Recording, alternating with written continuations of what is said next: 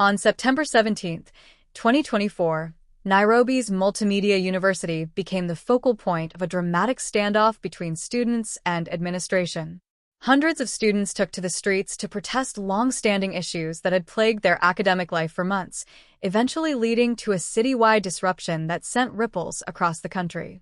At the heart of the protest was the severe lack of clean water, which had persisted in student hostels for weeks.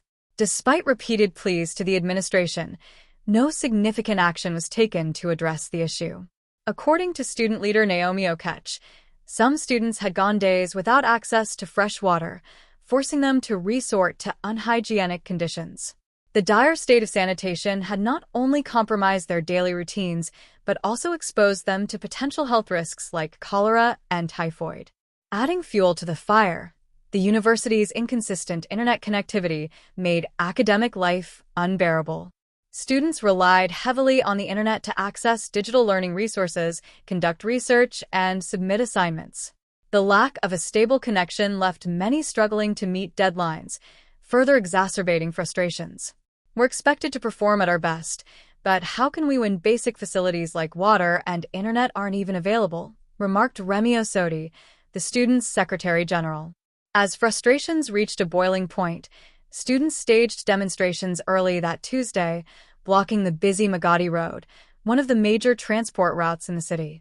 The protest caused significant traffic disruptions, forcing motorists to seek alternative routes. Commuters faced long delays, while businesses along the route were impacted.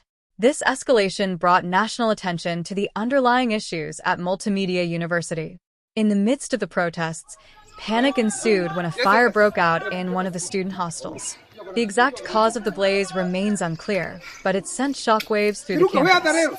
Students and staff members scrambled to extinguish the flames, using buckets of water in a desperate attempt to contain the fire. Videos from the scene showed chaotic scenes of people rushing back and forth in a state of panic, with limited resources available to combat the rapidly spreading fire. While no fatalities were reported, the incident highlighted the vulnerability of students in an institution already suffering from infrastructural neglect.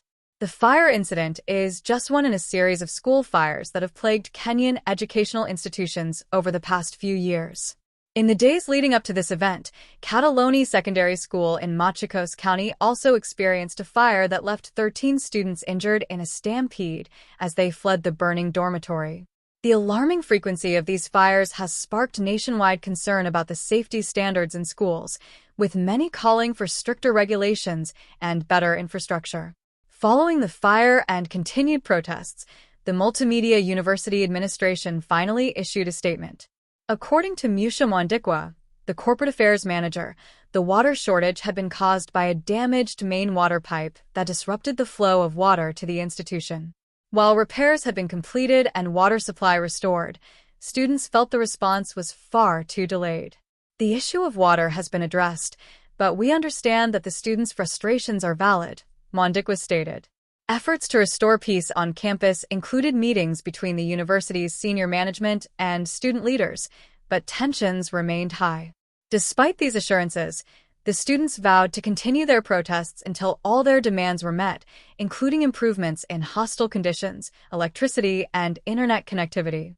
For many students, this protest was about more than just water.